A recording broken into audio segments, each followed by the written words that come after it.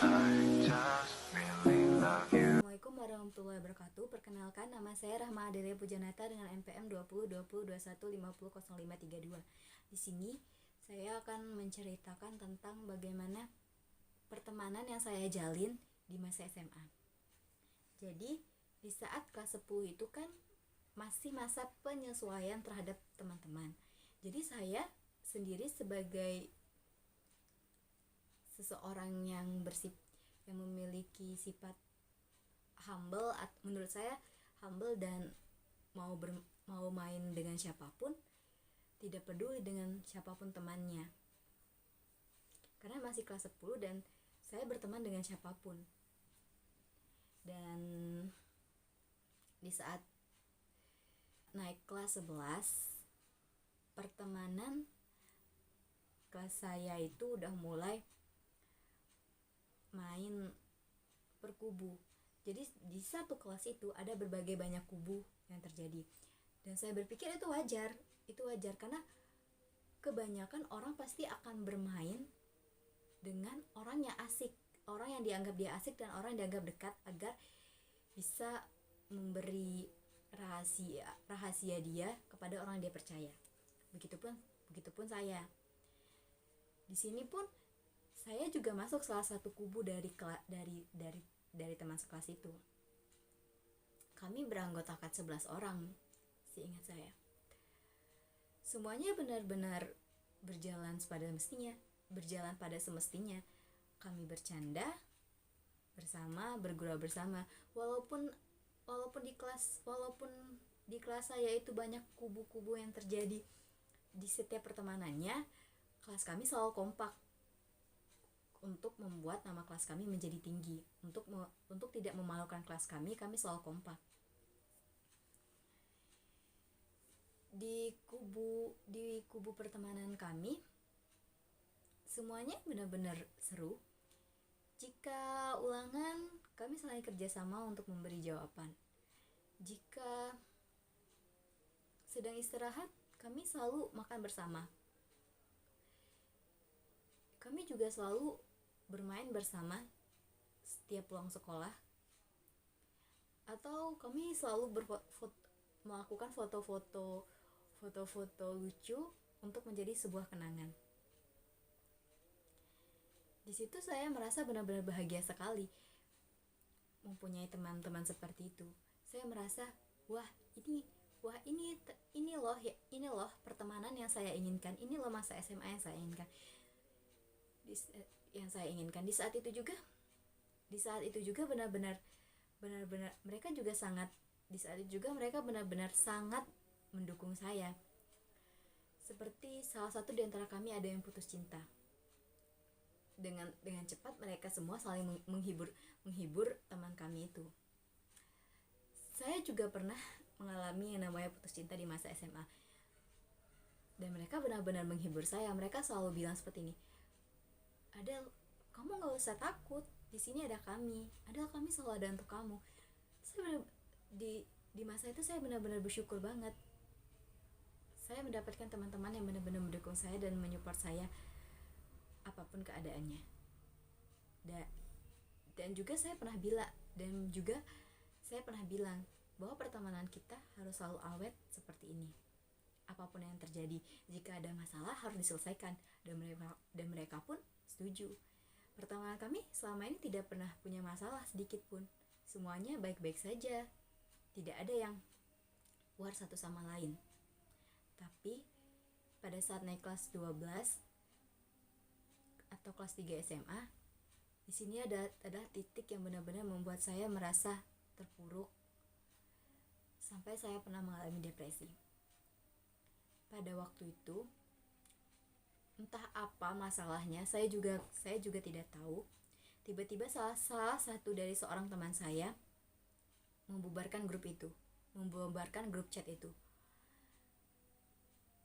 Karena saya orangnya dulu tidak berani bertanya kepada siapapun. Jadi akhirnya saya diam. Saya berpikir, mungkin grup itu emang sudah bubar. Jadi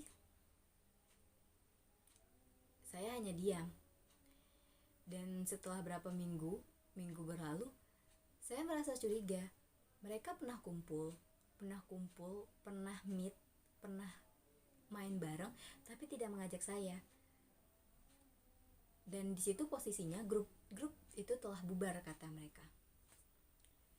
Karena saya penasaran, saya meminjam salah satu handphone teman saya dan saya buka WhatsApp-nya. Sebenarnya ini sedikit melanggar privasi dia, tapi karena saya penasaran sekali, akhirnya saya memberanikan diri. Dan ternyata emang benar, grup chat itu ada lagi, tapi bedanya itu udah gak ada saya lagi. Di situ saya benar-benar menahan tangis saya untuk tidak keluar. Dari situ, pandangan saya yang awalnya tetap baik, tetap ramah ke mereka, tiba-tiba berubah. Saya benar-benar menjadi sosok yang pendiam. Kalau ditanya nyaut, kalau dipanggil ya nyaut, kalau nggak diajak bicara ya saya tidak akan pernah memulai pembicaraan. Di situ juga yang benar-benar bikin saya ingin nangis. Kami pernah membuat janji setiap ulang tahun salah satu anggota grup itu akan kita rayain dengan memberi kue dan hadiah.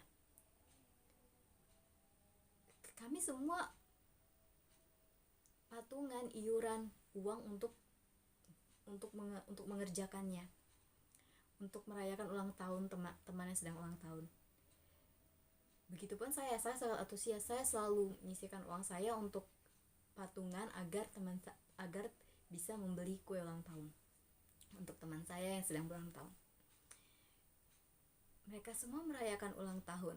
Mereka semua berhasil merayakan ulang tahun itu bersama. Tapi mereka tidak merayakan ulang tahun saya, karena di situ posisinya saya telah dikeluarkan dari grup.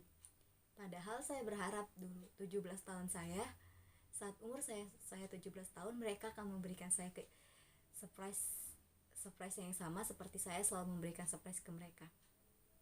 Saya tidak pernah memasalahkan biaya atau uang yang telah saya keluarkan untuk memberi surprise kepada mereka, tapi lebih tepatnya saya merasa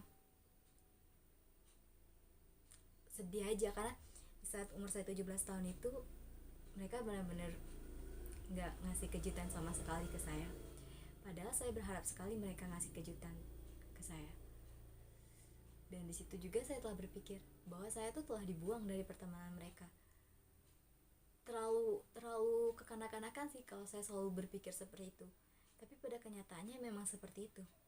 Mereka main tanpa mengajak saya lagi. Dan dari situ saya menjadi pribadi yang lebih suka menyendiri, lebih suka berada di rumah dengan tenang, selalu berada di rumah dan tidak mau bermain bersama siapapun. Maksudnya tidak mau bermain sama siapapun itu saya tidak mau kalau misalnya mereka mengajak saya main lagi. Saya selalu banyak mencari alasan karena saya benar-benar merasa masih sakit banget untuk menerima mereka lagi sebagai teman saya. Saya merasa masih sakit banget walaupun mereka menganggap saya masih teman, tapi dikeluarkan secara sepihak tanpa pemberitahuan oleh salah satu teman saya itu membuat saya benar-benar trauma akan suatu pertemanan. Jadi saya selalu lebih memilih untuk menyendiri. Mungkin